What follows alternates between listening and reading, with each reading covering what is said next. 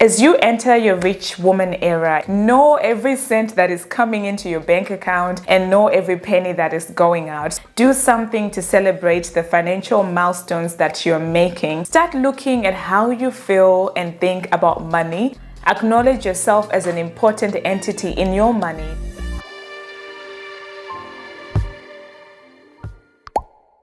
How do you enter your rich woman era? We live in a time now where women are working and making money. It doesn't matter what your financial situation is right now. There are key steps you can take in order to create abundance in your life. You don't need to be a millionaire in order for you to be rich, but you can be wise with what you have. My name is Lorraine and welcome to this amazing episode. If you haven't done so already, click subscribe and please share this video. Just click like as well so that YouTube can put this video in front of more amazing women just like you. In their book, Millionaire Next Door, Stanley and Danko use case studies to show how rich people are normal people just like you and me. They have made a lifestyle of wise decisions. Usually those decisions are small and simple. In Richest Man in Babylon, Clason talks about starting small but making consistent steps in building wealth. Start today wherever you are. So what steps can you take as you enter into your rich woman era?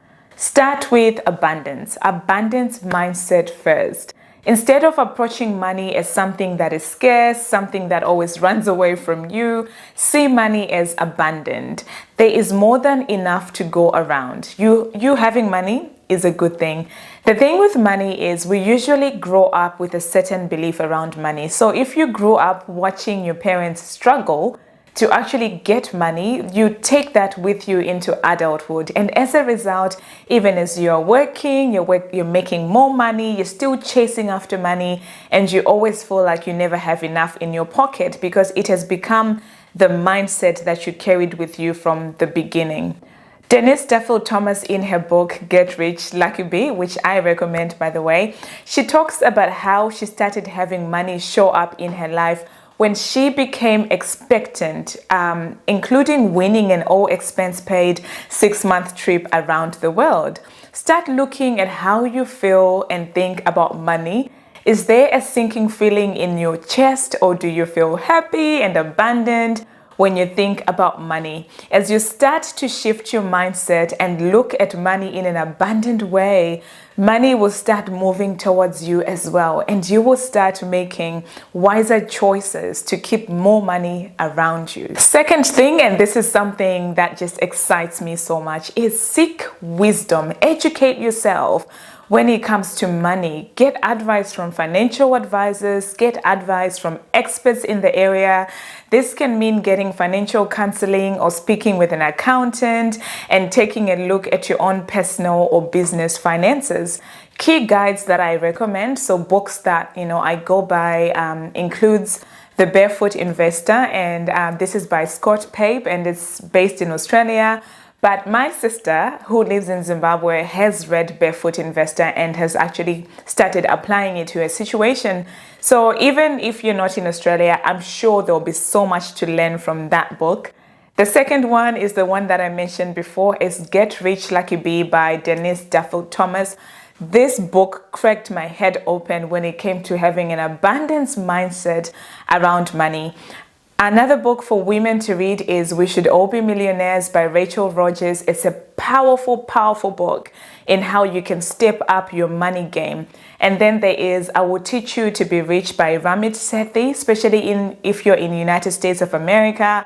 This book really applies to you. And then if you want to get out of debt and you're struggling with debt, then Dave Ramsey is a hard-nosed approach. So I know I used Dave Ramsey years ago to get out of debt, and now I don't have any debt. And then the last book is Richest Man in Babylon by George Clason. It is such a fun read, and it teaches you the fundamentals of money, including tithing, paying yourself first, and we'll talk more about that in a minute. Third important thing when it comes to money is track it. Track it with both eyes open. Like, know every cent that is coming into your bank account and know every penny that is going out. So you can do this using a financial app, or you can do this using a spreadsheet, but whatever is easy for you. I want you to track your money. Don't just ignore it. Don't just assume that you're going to do it next week. And an easy way of doing it is actually making it a regular habit. So set a day every week where you sit down just to do your money. I think that an easy day to do your finances is the day that you get paid or the day after you get paid. That way you do all your budgeting, whether it's monthly, fortnightly, weekly, depending on how often you get paid. I want you to have your eyeballs on your money, write it down, track it, have it on your phone. I've got notifications on my phone, so even if I buy a coffee, I get a notification that $4.50 is spent in this particular location. So I know what money is going out, and each time I receive money, I also get a notification. If you're getting value from this video, I want you to subscribe, and I also want you to hit the like button. And if you're looking to up-level your career, be sure to register for my free workshop on how to get promoted quicker, and also get free access to the A-Z Playbook on how to prepare for the conversation with your manager.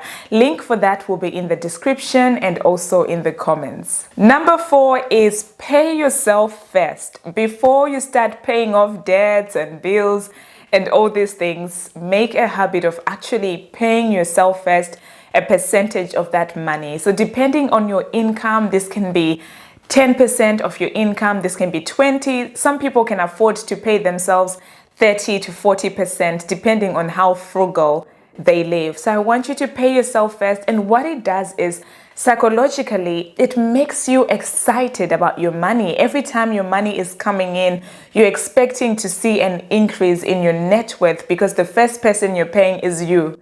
And the mistake that many people make, and the reason why many people don't like looking at their finances, is you look at all the expenses, you look at all the debts and all those things, and you never pay yourself. But in order for you to get excited, acknowledge yourself as an important entity in your money. You are worth having savings in your account. And sometimes it's also a mindset thing where you don't feel worthy of having excess money just sitting there in your bank account.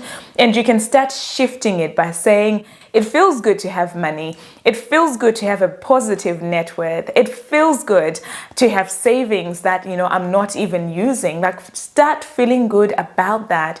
And as you do, you will start seeing the numbers growing little by little, bit by bit, because from small things, big things actually grow. Become a giver. Some people tithe 10% of their income. Some people give at church every Sunday. Whatever it is, find an avenue where you're giving back. And the thing about giving is it makes you feel abundant because you're saying, I have more than enough for me. I have enough to give to somebody else. And it just feels really good, doesn't it? I think giving is a very enriching feeling. So whatever you do, make sure that whenever you do your finances, you're giving an aspect of that, either to a charity, to a church, to a family member, a cousin who needs it, and make sure that that giving is healthy and is coming from a place of being happy to give. I wouldn't want you to be giving away all your income and then resenting people because you're like, oh my goodness, the people in my life take all my money. No, that's not the giving I'm talking about. This is healthy, consistent giving that I'm talking about. Lastly, as you enter your rich woman era, is track your financial milestones every month, and each time you achieve or hit a milestone, I want you to actually just sit down and reward yourself and celebrate yourself. Don't just keep moving. Don't just ignore it. Don't just throw it under the carpet. Make it something special. Do something out of the ordinary. Maybe you can go and get your nails done. You can go and get a massage. Maybe take yourself out for dinner. Do something to celebrate the financial milestones that you're making. And these milestones, by the way, do not have to be big. They can be as small as, this month I'm saving $500 of my income. And once you achieve that milestone, you sit down and celebrate. Those are the 6 steps to entering your rich woman era and transforming your money mindset. Question: Do you think tracking your money will help you become rich? Yes or no? Let me know in the comments below. Remember to hit subscribe and also to like this video. Share it with another woman who needs to hear this message. And if you're looking to up-level your career, be sure to register for my free workshop on how to get promoted quicker and get free access to the A-Z Playbook on how to actually prepare for that conversation with your manager. Again, my name is Lorraine. Thank you so much for watching. I'll catch you on the next episode.